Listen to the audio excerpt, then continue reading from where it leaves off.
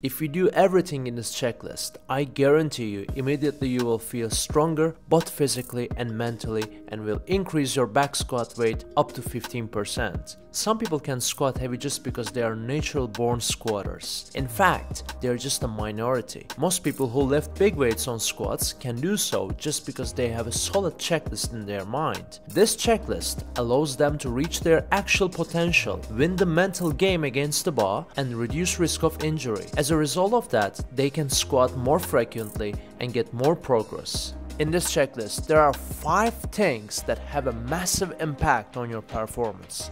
Let's start with the first one. If you don't know where to place the bar and how to use your back muscles, the bar will crush you right after you unrack it, and you will lose the mental game even before starting your working sets. That's why we need to make sure that the bar stays right on the traps. Bringing shoulder blades together will help you to create a shelf on your back. You should keep those back muscles engaged, not only in the beginning, but also while doing reps, because it will help you to fight against the bar when you need to. To win the physical battle against the bar, first you must win the mental battle. That battle starts when you unrack the bar and ends at the moment you get ready to do your first rep. If you move your feet many times while carrying the bar, you will lose most of your energy before starting your set. That's why it is so important how efficiently you step backwards. In fact, you just need to step back a few inches to start your squats. That's why taking 3 steps will be enough, not more than that. 1 step back, 2 steps on sides. Now you're ready to start. There's one more thing that we need to mark as done in our checklist before initiating the lifts. It is the most obvious difference between beginners and pro players. You need to engage your core muscles by taking a deep breath to your diaphragm. This helps you to build a natural armor in your core, and that armor makes you lift heavier and protect your lower back from possible injuries. If you have never done this before, first you should practice without the bar. Simply place your hands on your stomach. From your mouth, breathe into your diaphragm. If your stomach is coming out and pushing your hands, that's a good sign. Repeat this 10 times. Once you feel ready, take yourself under the bar, breathe to the belly, squat down, finish your rep, now exhale and repeat. Yes, you need to hold your breath until you finish the rep. Think like you take a deep breath, then you go under the water.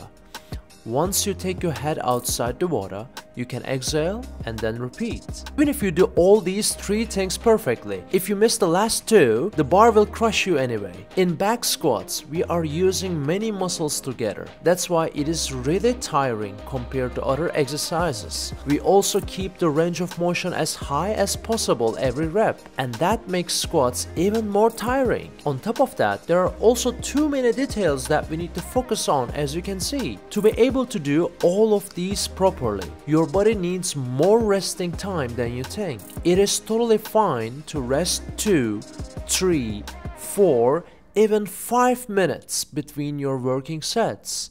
If that sounds too crazy for you, you really need to change your approach to back squats. We are not doing them to pump our muscles. You need to treat back squat as a strength exercise. To keep your strength in the same level for every set, you need to remind yourself to rest more. With that way, you will maximize your strength gains, and strength gains will help you to lift heavier weights, and heavier weights will trigger more muscle gains eventually. I will be very honest, you are not as strong as you think. You need less weights on the bar than you think. And that brings us to the last thing on the checklist. To gain strength, you must be able to do progressive overload every week. Let's say you do 3 sets of 5 back squats every week. Ideally, you should be able to increase your weight by 5 or 10 pounds every week for at least 6 weeks. If your last set of squats look like this, guess what's gonna happen? You will not be able to increase your weight next week. All those people you see enjoy doing squats and maintain a good technique, they all keep at least 2 reps in reserve. What does that mean? Rate perceived exertion, or reps in reserve, is something that all pro players know and use, but beginners don't. Let's go back to the same example. I do 3 sets of 5 back squats. Once my last set is done, I ask myself this question: how many reps more could I do if I needed to do more than 5 reps, without reducing my range of motion, without sacrificing my technique? I could do 2 reps more. Great, so I can increase my weight slightly next week. But even reps in reserve 2 is too high for beginners. Reps in reserve 4 is ideal if you are at the beginning of your back squat journey. Before finishing the video, I have something very useful for you. I record myself and mention my reps in reserve. This is gonna give you an idea about how reps in reserve 1 or 2 looks like. Please like the video if you learned something that you don't know, if this is really useful for you. Thank you so much. If you combine this checklist with the mobility exercise in this video, it's gonna be a big weapon for you. See you soon.